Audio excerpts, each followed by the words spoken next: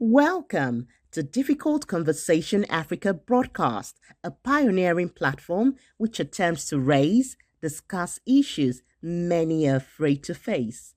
I present to you the host, Yinka Olaito, a media communications development expert, author with about 2 decades experience in Africa and in the United States. Welcome to Difficult Conversation Africa podcast. My name is Yinka Olaito. In this episode, we will be looking at creative economy, industry, financing, and market access. We have done a previous episode on this, and this is a follow-up to that episode. But let's look at what is the background of this one that we are focusing on. The creative industry has been promoted to be possible gold mine for Nigeria and Africa.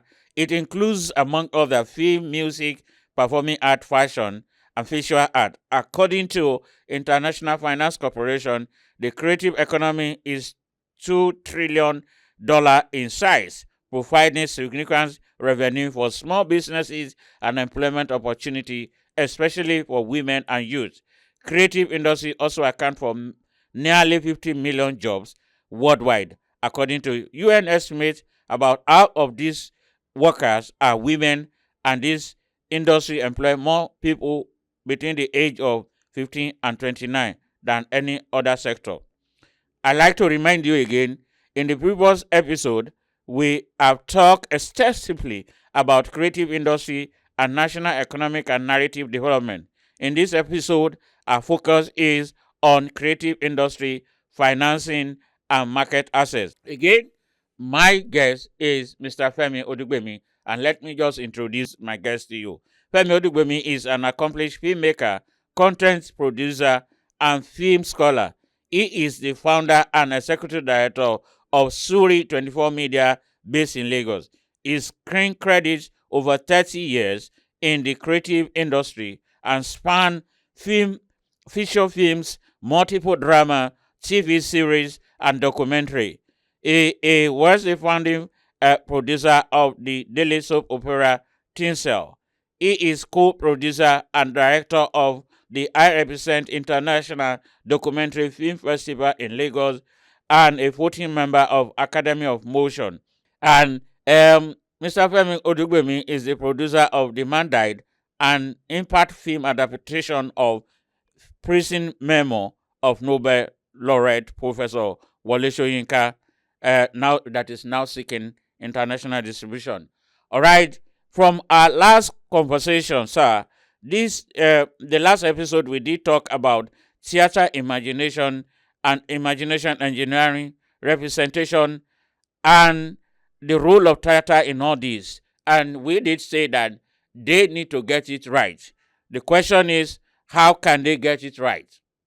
I think when you're talking about theater, the question seems to, not admit the number of young theater companies that have emerged, especially in the urban cities, Lagos, Benin, Port Harcourt, Abuja. There's a lot of young theater companies who are creating, young narratives that are very modern, very, very very contemporary.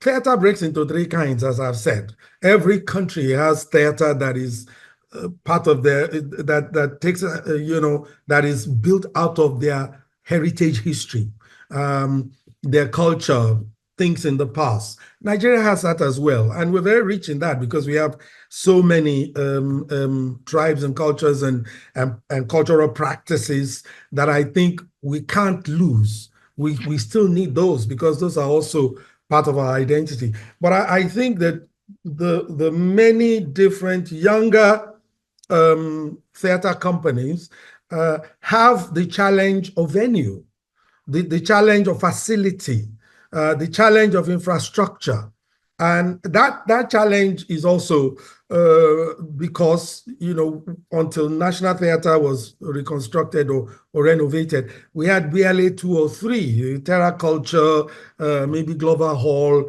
and maybe some of these theaters that Lagos State had built in some of the local governments. But I think beyond the narratives of theater is also the understanding that technology has intervened. Film, a lot of what would have been on theater is now in film. And a lot of the films you see from Nigeria have that instincts of, the theatrical narrative. A lot of the people that would also work in theater anyway are working in our film industry, because our film industry is a little more buoyant because we have more cinemas. So the infrastructure of film is a little more developed than the infrastructure of theater. Now, the question then is, whether they are young or old, how are the theater and the film representing our national narrative? How are they impacting our people and speaking for us internationally? That, I think, is where our challenges are, where we need to build capacity, because that's not just a government issue. That's an issue of consciousness and understanding. There's a lot of ways in which I believe other countries are able to do that. I mentioned earlier on what I called imagination engineering. It starts from very young. It starts from the educational sector itself.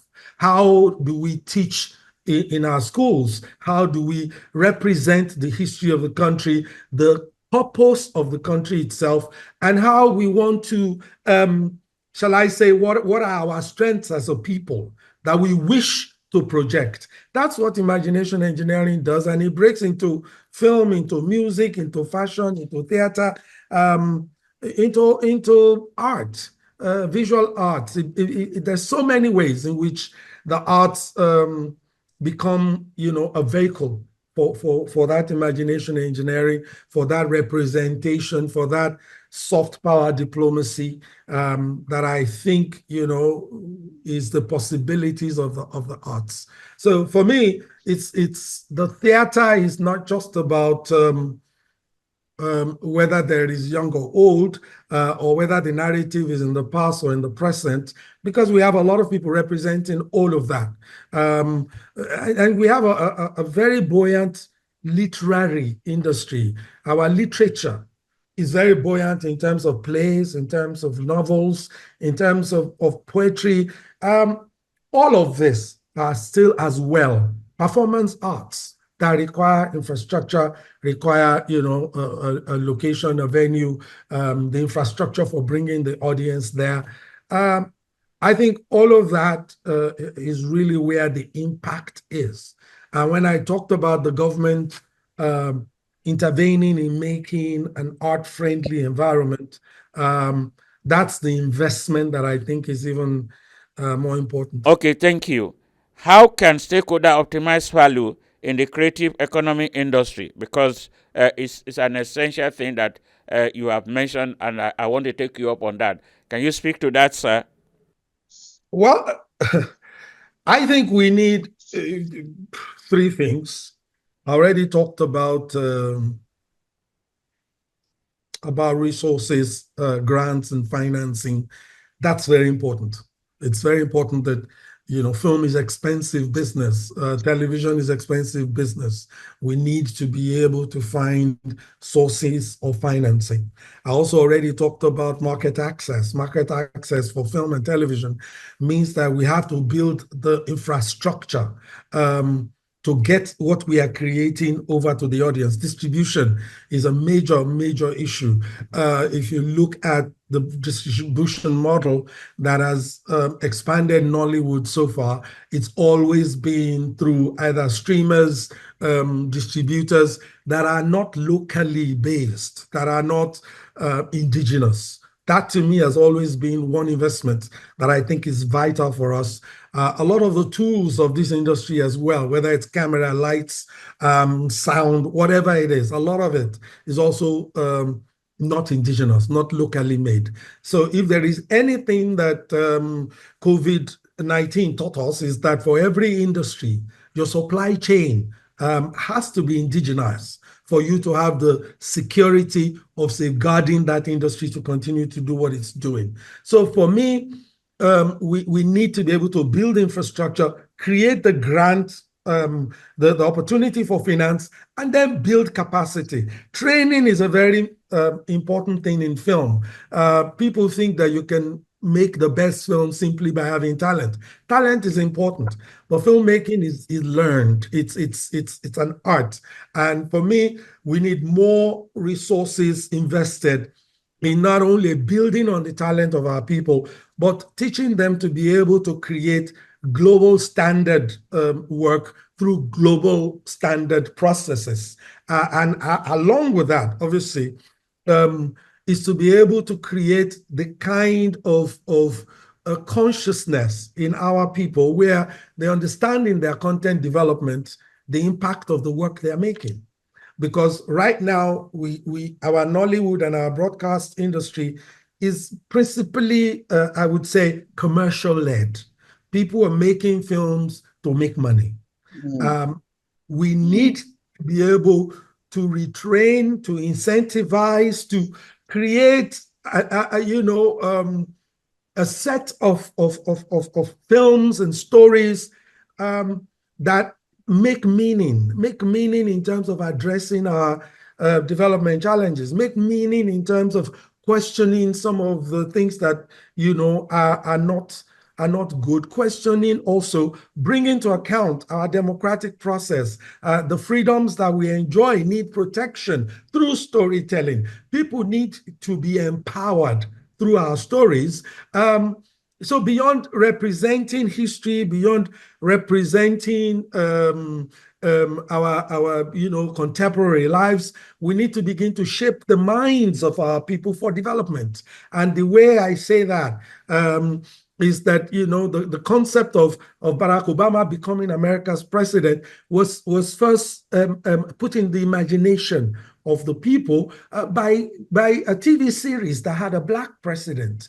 The idea that a woman could become president in America started out from a TV series. Those are things that I call subliminal messaging that empowers, that create the sense of gender equity, the capacity of our women to be able to do much more than be in the kitchen and bear children, comes from us also sowing into them images of champions and possibilities. I think that's where we need to be. We need our film industry, our art, and our storytellers to intervene in a democratic process, to be able to create stories that look at the political process and bring integrity and ethical processes to that space, so that the kind of leaders that emerge because of competence, because of capacity, and because of a vision that they drive, not because of just money or because of a political a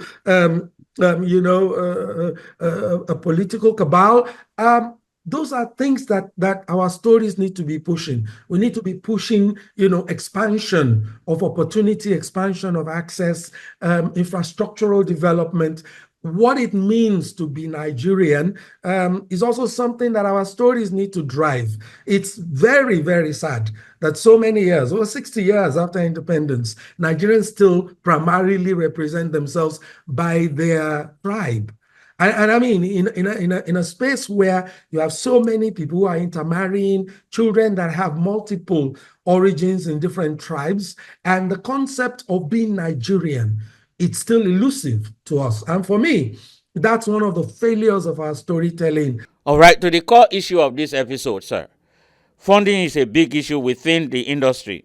If we must match quality with production, how do we get adequate financing for the creative industry?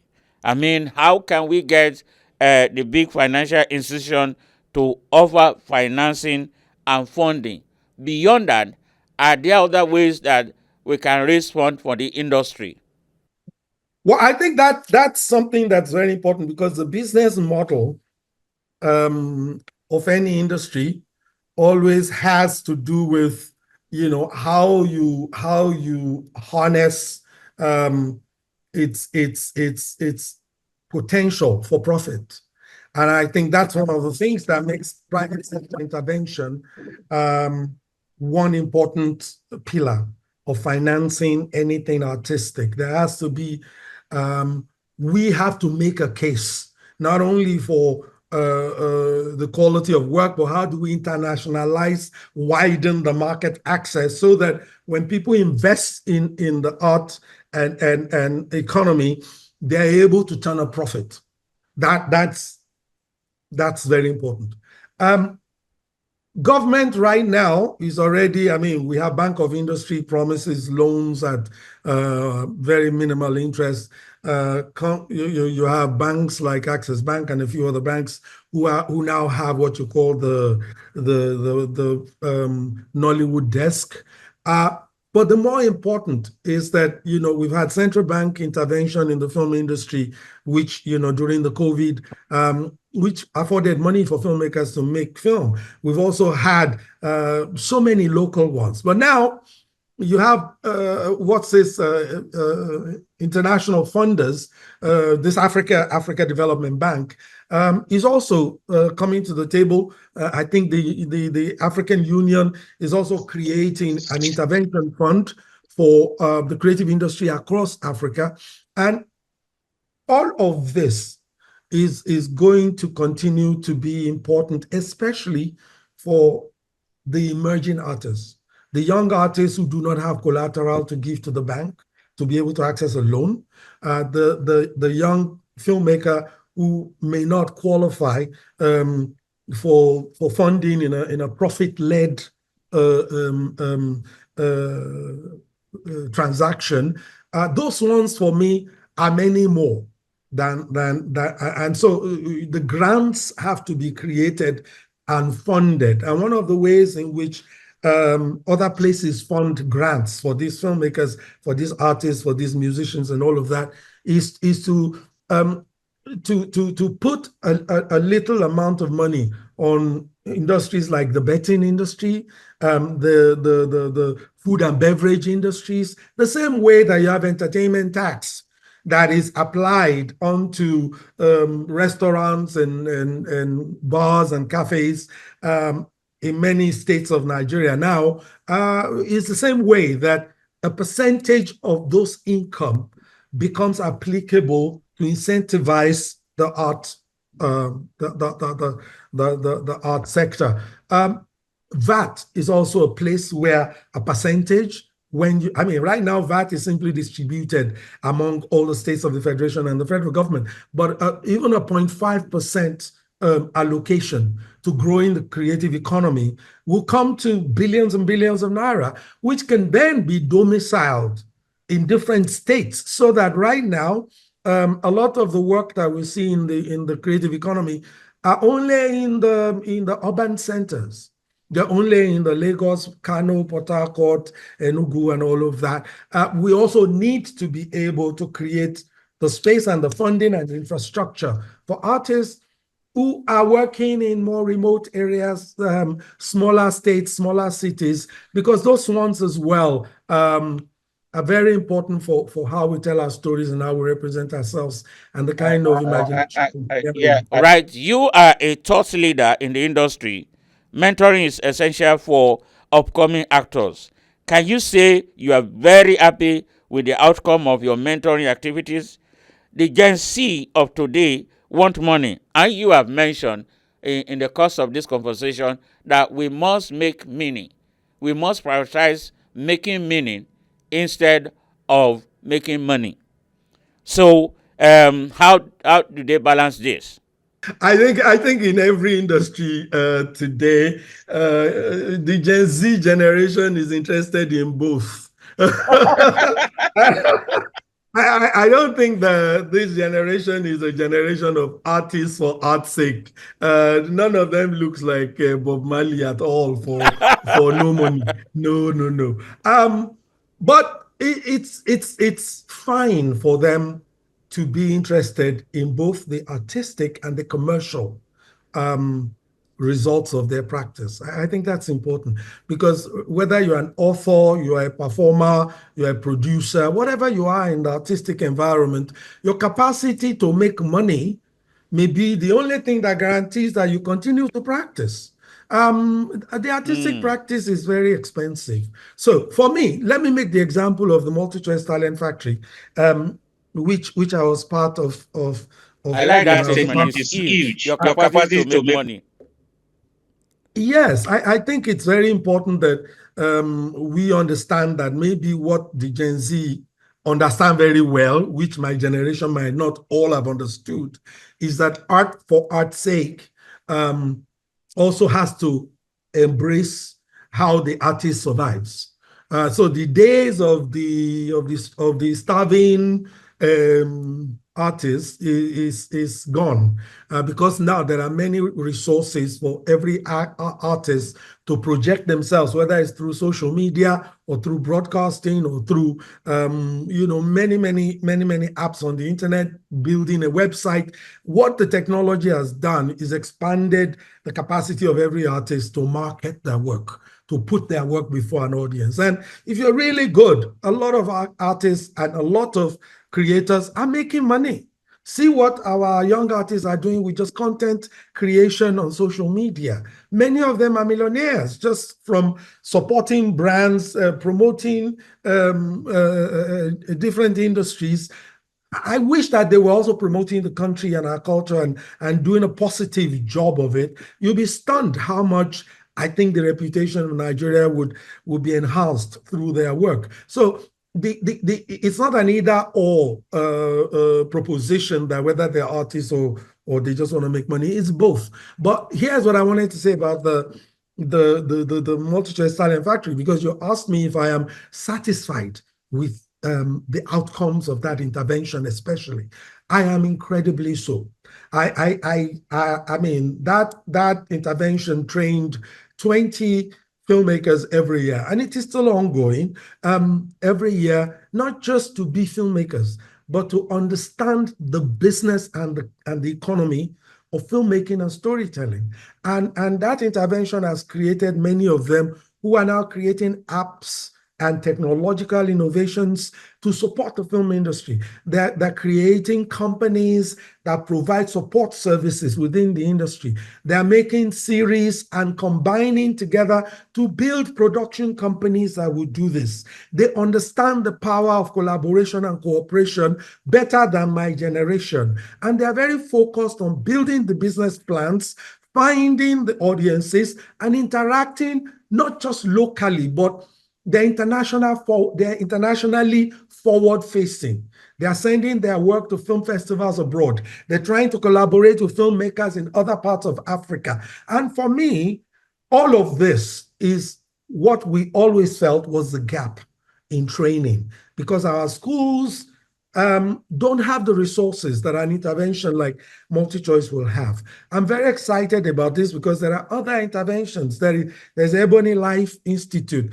It's just so many now that I hope that the expansion of training, the expansion of capacity building will not concentrate just on the artistic, but also on how they make money, because they are all very interested in how to make money, but they're also building their own brands on social media. So for me, what is exciting is that there is a way in which the evolving technology continues to, shall I say, fast forward progress in terms of how we create market access, how we create bigger and bigger brands, how we leverage, minimal resources for maximum profit.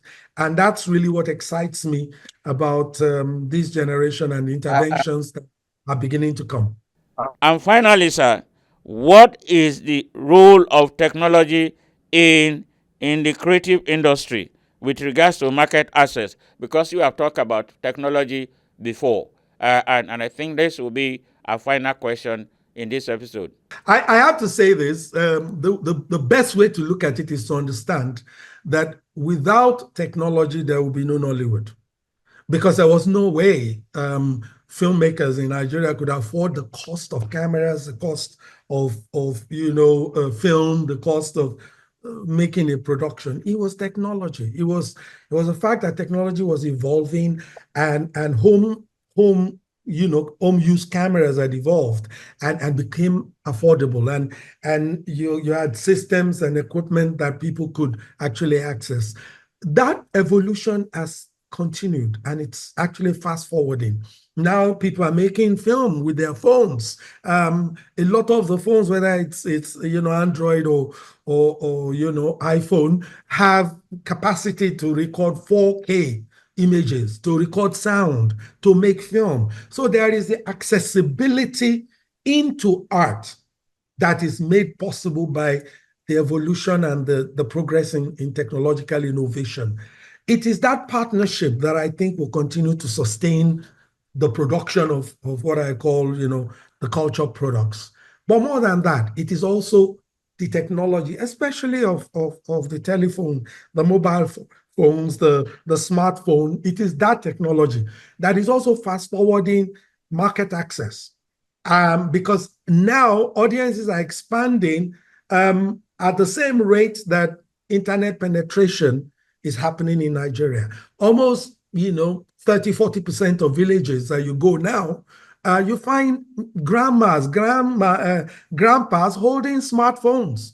Many of us bought smartphones for our parents, for our grandparents, because we can access them with WhatsApp, and many of them are watching film because you have streamers like Netflix and Amazon and Showmax that are accessible through the phone.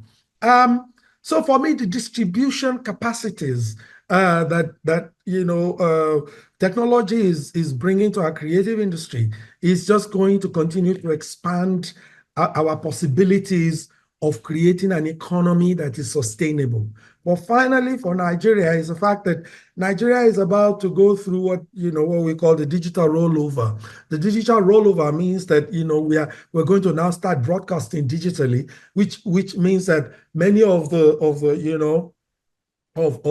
band waves will be compressed to accommodate many more channels, many more. All of us will have access to be able to broadcast farther to many more people.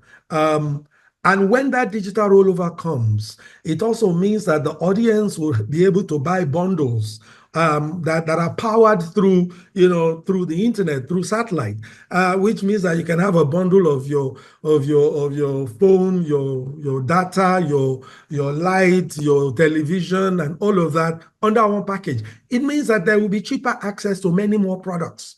It also means that there will be more diversity of programming, so that if you want to make programs about Egungun alone, you can have a whole channel for it. If you want to do food, you can have a whole channel. Fashion will have a whole channel. The same way you travel abroad and you see that in your hotel TV, there is 1,000 different channels.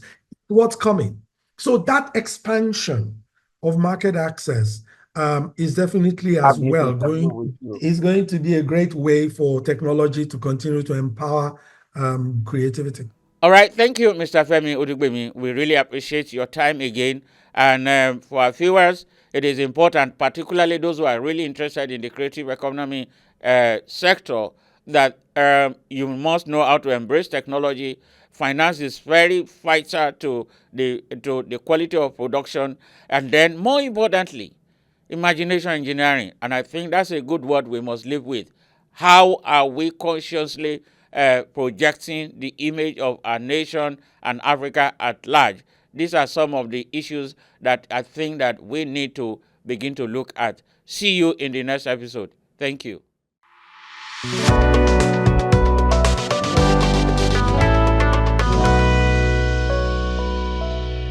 Thank you for listening to this episode. For inquiry, please send an email to info@difficultconversationafrica.org. Telephone 0809 3160 591. Please follow us on YouTube, Facebook, Instagram, and Twitter at Difficult Conversation Africa. See you soon.